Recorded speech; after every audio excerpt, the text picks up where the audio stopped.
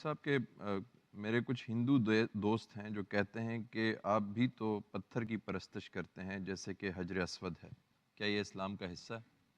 ہم کسی پتھر کی کوئی پرستش نہیں کرتے، ہم تو خدا کی پرستش کرتے ہیں، خدا کے سامنے سجدہ ریز ہوتے ہیں۔ اللہ تعالیٰ کا جو گھر بنایا گیا ہے اس کو لوگ خیال کرتے ہیں کہ اس میں گویا خدا رہنے کے لیے آ گیا ہے، وہ اصل میں مسجد ہے۔ قرآن مجید یہ کہتا ہے کہ وہ مسجد حرام ہے، یعنی حضرت ابراہیم نے ایک مسجد بنائی تاکہ وہ مسجد ساری دنیا کی مسجدوں کے لیے ایک مرکزی مسجد کا کردار ادا کرے، تو وہ مسجد حرام ہے، مسجد ہے، اور جو اس کے آداب مقرر کیے گئے ہیں وہ علامتی ہیں۔ علامتی کا مطلب یہ ہوتا ہے کہ آپ کچھ حقیقتوں کو سمبلائز کرتے ہیں، ان کا سمبولک ایکسپریشن ہے جس کو مختلف شکلیں دی جاتی ہیں۔ اس کو ذرا سمجھ لیجئے، اس لیے کہ بہت سی ایسی چیزیں غلط فہمی کا باعث بنتی ہیں۔ ہمارے ملک کا ایک جھنڈا ہوتا ہے، کپڑا ہے، بازار سے خریدا جاتا ہے، کوئی حیثیت نہیں ہے اس کی، لیکن جس وقت وہ ہمارے ملک کا جھنڈا بن جاتا ہے، لہرایا جاتا ہے، تو ہم اس کے احترام میں کھڑے ہو جاتے ہیں، اس لیے کہ وہ پھر ملک کے ساتھ محبت کی جو حقیقت ہے اس کا سمبل بن جاتا ہے، اس کی علامت بن جاتی ہے، تو اس وجہ سے ہم اس کی عزت بھی کرتے ہیں، احترام بھی کرتے ہیں۔ اسی طرح بہت سی چیزیں ہیں جو ہمارے جذبات کی علامت ہے۔ مثال کے طور پر ہم کسی دوست سے ملتے ہیں تو ہاتھ میں ہاتھ دے کر بڑی دیر تک مصافحہ کرتے ہیں، یہ کیا چیز ہے؟ یہ اصل میں اس بات کی علامت ہے کہ ہم محبت کا اظہار کر رہے ہیں۔ اس کو عربی زبان میں شعیرہ کہا جاتا ہے، یعنی آپ نے قرآن مجید میں لفظ پڑھا ہوگا کہ یہ حرم اور حرم کے گرد جو معاملات ہوتے ہیں جیسے شاعر اللہ ہیں، یعنی یہ کچھ حقیقتیں ہیں جن کی علامتیں مقرر کر دی گئی ہیں۔ تو مسجد حرام کے کونے میں کعبے کی پہلی تعمیر کا ایک پتھر علامت کے طور پر نصب کیا گیا جس کو حجر اسود کہا جاتا ہے۔ یہ یمین اللہ ہے، اللہ کے ہاتھ کی علامت ہے۔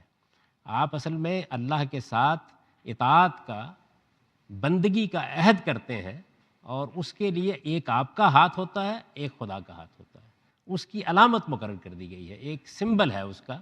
یہی وجہ ہے کہ جب ہم طواف شروع کرتے ہیں تو ہم دعا کرتے ہیں کہ ایمانم بکا و وفام بہدک، یعنی یا خدا تیرے اوپر ایمان کو زندہ کر رہے ہیں اور تیرے ساتھ باندھے ہوئے عہد کی وفاداری کا اعلان کر رہے ہیں۔ تو قدیم زمانے میں جب کسی کے ساتھ وفاداری کی بیعت کی جاتی تھی یا عہد کیا جاتا تھا تو عام طور پر ہاتھ میں ہاتھ دے کر ہاتھ چوم لیا جاتا تھا۔ یہ پرانی ایک رسم تھی جس کو اللہ تعالیٰ نے اپنے لیے خاص کر لیا۔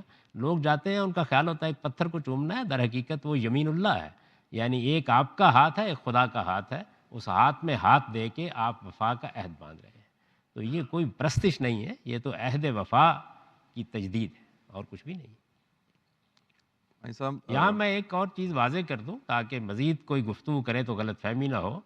دیکھیے یہ جو بت ہیں، پوچھتے ہیں نا لوگ ان کو، تو اگر ان کے پیچھے جو حقیقت ہے وہ واقعی حقیقت ہوتی تو یہ کوئی گناہ نہ ہوتا،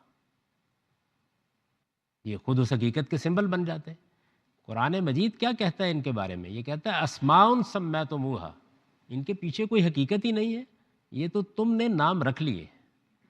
تو اگر اللہ تعالیٰ کسی حقیقت کو کسی پتھر کی شکل دے دیتا علامتی طور پر تو کوئی حرج کی بات نہیں تھی۔ علامتیں جھنڈا ہو، ترانہ ہو، اپنا بڑا احترام رکھتی ہیں، ان کے پیچھے حقیقت کوئی نہیں۔ آپ کہتے ہیں کہ یہ فلاں کا بت ہے، وہ فلاں کون تھا؟ اس فلاں کی حیثیت کیا تھی؟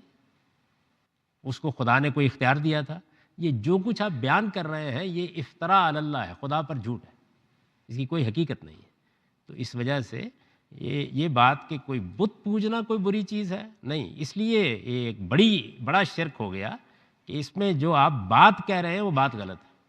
جس چیز کو آپ نے حقیقت سمجھا ہے وہ حقیقت ہے نہیں، جو عقیدہ آپ نے قائم کیا اس کی کوئی بنیاد نہیں ہے۔ یعنی خدا کا چونکہ کوئی شریک نہیں ہے تو اب آپ جس کو بھی خدا کا شریک بنا کے اس کا بت بنا رہے ہیں، چاہے بت بنائیے یا بت کے بغیر اس کو شریک بنائیے، ہر حال میں ایک جرم کا ارتکاب کر رہے ہیں۔ تو یہ وجہ ہے جس وجہ سے یعنی بت پرستی پیدا ہی یہاں سے ہوئی ہے کہ پہلے کچھ ہستیوں کو خدا کا شریک بنایا گیا، یہ ایک جھوٹ تھا، پھر اس کے سمبل کے طور پر بت بنا لیے گئے۔ تو سمبولک ایکسپریشن میں کوئی حرج نہیں۔ مصافحہ بھی یہی ہے۔ نماز میں کیا کرتے ہیں ہم؟ رکوع، سجدہ، یہ کیا ہے؟ خدا کی عظمت کے اعتراف کی علامتیں ہیں، سمبل ہیں اس کے۔ تو علامتیں بنانا، علامتیں قائم کرنا یہ اپنی ذات میں کوئی غلط چیز نہیں ہے، اس کے پیچھے بات کیا ہے؟ جو بات آپ کر رہے ہیں اگر وہ بات شرک ہے، اگر وہ بات خدا کے مقابل میں کسی کو کوئی ہستی بنانا ہے تو یہ بات جھوٹ ہے، اس کا سمبل بھی غلط ہے۔